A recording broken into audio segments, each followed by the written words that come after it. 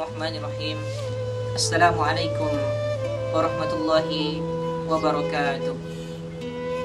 Alhamdulillah wa syukrulillah wassalatullahi wassalamuhu ala rasulillah habibina sayyidina Muhammad ibni Abdillah wa ala alihi wa ashabihi wa mawala, amma ba'd.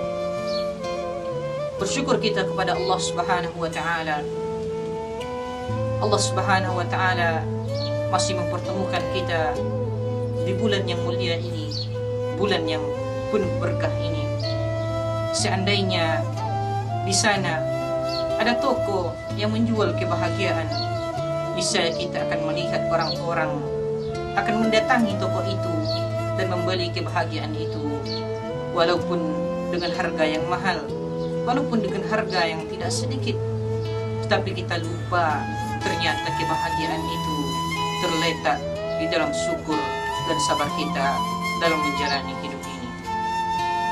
Salawat dan salam kita sampaikan kepada Rasul tercinta Muhammad sallallahu alaihi wasallam.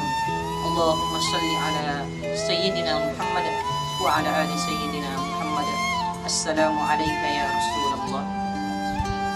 Salihin salihat yang dimuliakan oleh Allah Subhanahu wa ta'ala, di siang yang berbahagia ini kita akan berbicara tentang jangan pernah kita meremehkan tiga hal. Salihin salihat yang dimuliakan oleh Allah Subhanahu wa ta'ala, kita mendengar sabda Sayyidina Umar ibn Khattab radhiyallahu anhu berkata, sesungguhnya Allah Subhanahu wa ta'ala menyembunyikan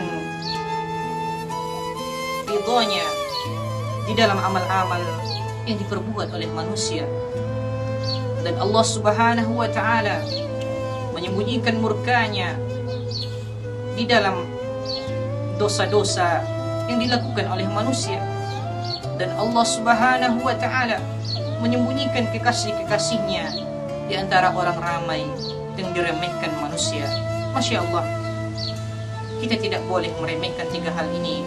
Yang pertama, amal-amal yang kemudian mengundang ridhonya Allah Subhanahu wa ta'ala. Sesungguhnya amal bukanlah dilihat dari besar atau kecilnya, bukan pula dilihat dari dahsyat atau dianggap remehnya, tetapi amal yang ingin kita bawa ke hadapan Allah Subhanahu wa ta'ala adalah amal yang diridhoinya. Betapapun besarnya amal, tanpa ridhonya Allah Subhanahu wa ta'ala, apalah gunanya. Dan ridha Allah Subhanahu wa ta'ala adalah ahsanul amala, adalah amal yang paling ikhlas niatnya dan mengikuti ketentuan Allah dan Rasulnya sallallahu alaihi wasallam.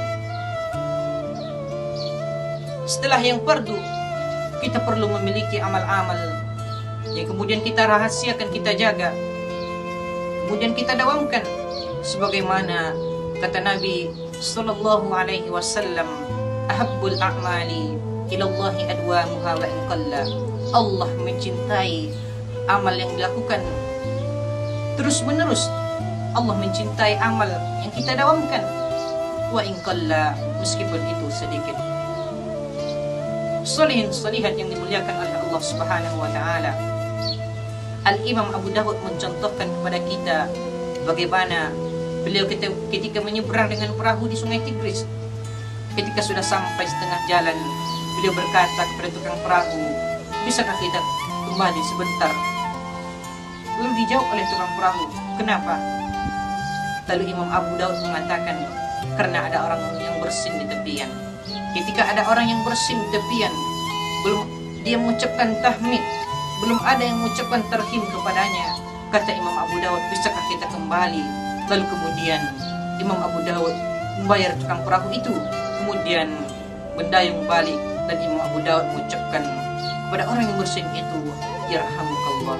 Berikutnya, ternyata semua orang yang ada di dalam perahu itu bermimpi bahwa Imam Abu Dawud, ada suara yang menyatakan bahwa Imam Abu Dawud telah membeli surga dengan harga 1 dirham. Sebagaimana kata-kata beliau, la'alla mujabat du'a. Semoga kalau beliau membalas dengan yahdikumullah wa yuslihu balakum, itulah doa yang diijabah oleh Allah Subhanahu wa ta'ala. Dan yang kedua, jangan pernah kita menganggap remeh dosa kita kepada Allah Subhanahu wa ta'ala. Karena kata Fudail bin Iyad, bukan karena kecil atau besarnya dosa, tetapi karena maha besarnya zat yang kita durhakai.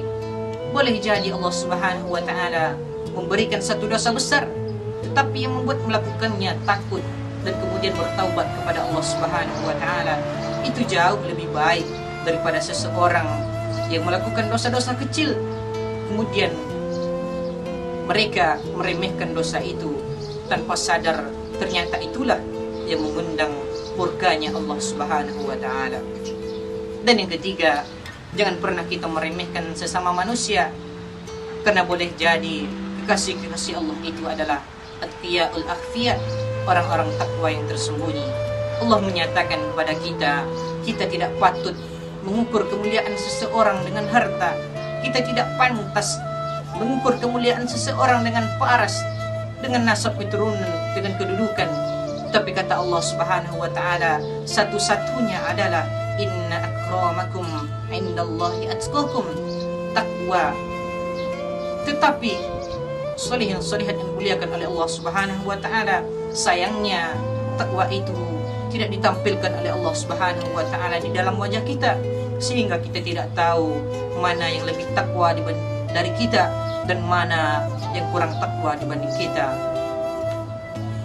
Kesimpulannya adalah kata Imam An-Nawawi, teruslah berusaha bertakwa dan tawaduklah, karena kita tidak tahu mana yang terbaik di sisi Allah Subhanahu wa ta'ala.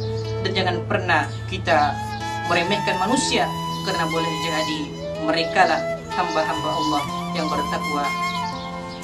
Wassalamualaikum warahmatullahi wabarakatuh.